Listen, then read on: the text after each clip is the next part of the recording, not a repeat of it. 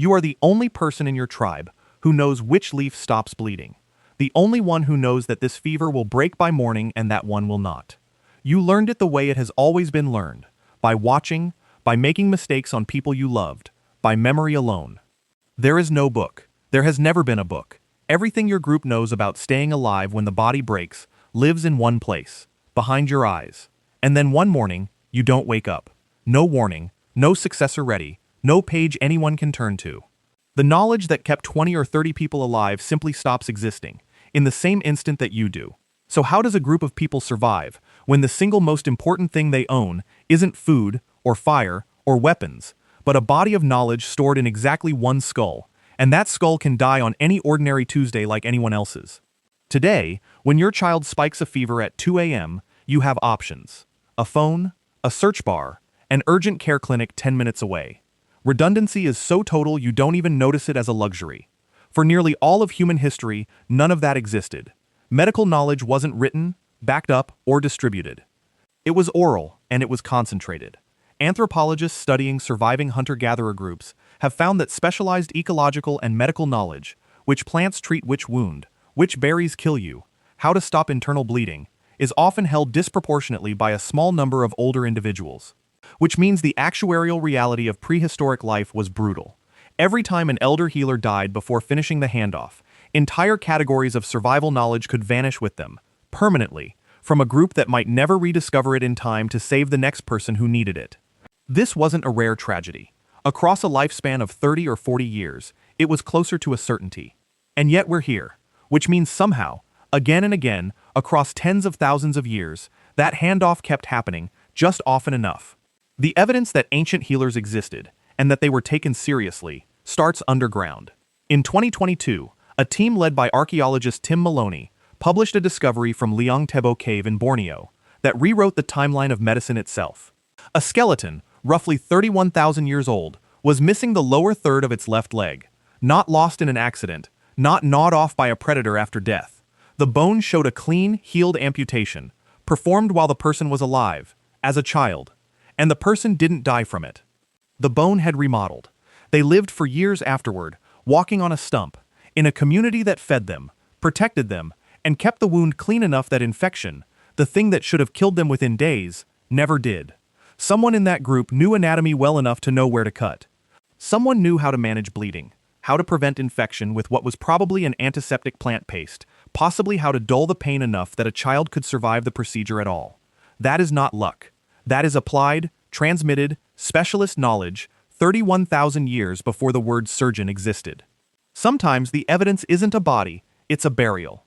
In 1934, near the town of Bad Dürrenberg in Germany, workers digging a canal uncovered a grave roughly 9,000 years old. Inside was a woman, buried with an assembly of objects no ordinary hunter took to the grave. Red deer antlers positioned like a headdress, a turtle shell, animal bones and teeth arranged deliberately around her body, a flint blade near her pelvis.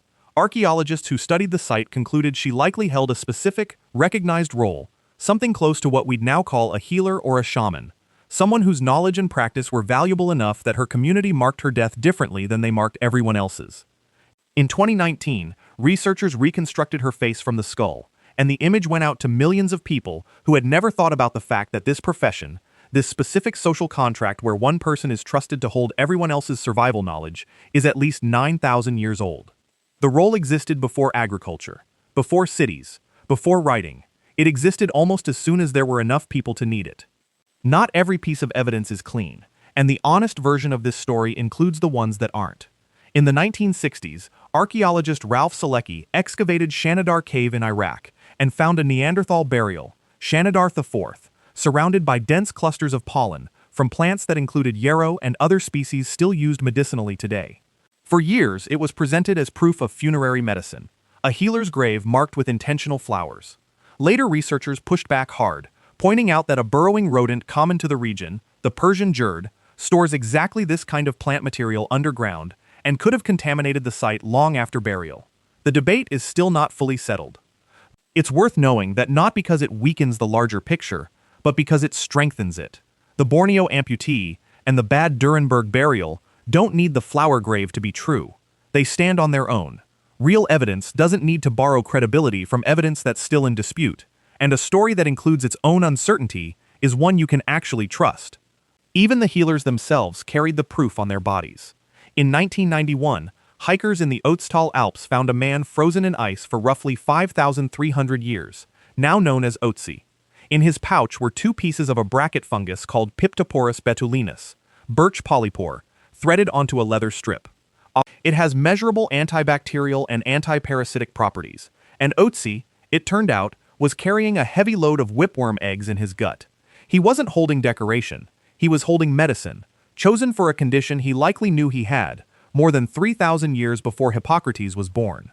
He also had more than 60 tattoos, clustered almost entirely over joints, that showed degenerative damage, his lower back, his knees, his ankles, in patterns that look less like art and more like treatment. Somewhere, someone taught him which fungus to carry and where to place the ink. That knowledge didn't originate with Ötzi. It was handed to him by someone who came before, the same way it had to be handed to whoever came after the healer in your own imagined tribe never got the chance to teach. So how did the knowledge actually survive, generation after generation, when any single healer could die without warning? The answer isn't a great individual genius protecting a secret. It's that in most surviving hunter-gatherer societies, studied by anthropologists, healing was never truly a one-person system. Among the Juhoansi of the Kalahari, researcher Richard Katz documented all-night healing dances, where a spiritual energy the community calls num is activated through collective trance, and roughly half the adult men and a smaller but real number of women in a band eventually become practicing healers over their lifetime. Not one appointed specialist guarding a monopoly of knowledge, a rotating, overlapping, redundant network of people who each know enough to keep the group alive, and who are actively, continuously teaching the next ones in. It is, without the word for it, a backup system. The single point of failure that should have wiped out medical knowledge every single generation was quietly engineered out of existence. By culture, not by writing, tens of thousands of years before anyone had a word for redundancy. Picture it directly. A fire at the edge of camp, most of the group already asleep. An older woman is grinding bark into paste, and instead of doing it alone, she has pulled a 12-year-old down beside her. Not to help, not yet, but to watch, and to ask questions. She tells him the story of the time this same paste saved a hunter's arm after a boar tusk tore it open, because a story sticks in a child's memory in a way a plain instruction never does. She makes him repeat which leaf, which season, which part of the plant, until he gets it wrong in a way that could kill someone, and she corrects him right there, while it still only costs a mistake and not a life. This wasn't formal school. It didn't need to be.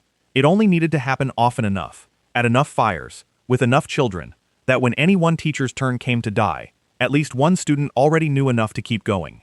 You store your knowledge in a phone that can be replaced within the hour, on servers backed up in 3 countries you'll never visit, written in a language that will still make sense in 1,000 years.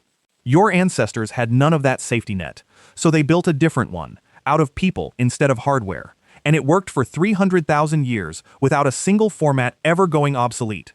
The tribe never needed the healer to become immortal.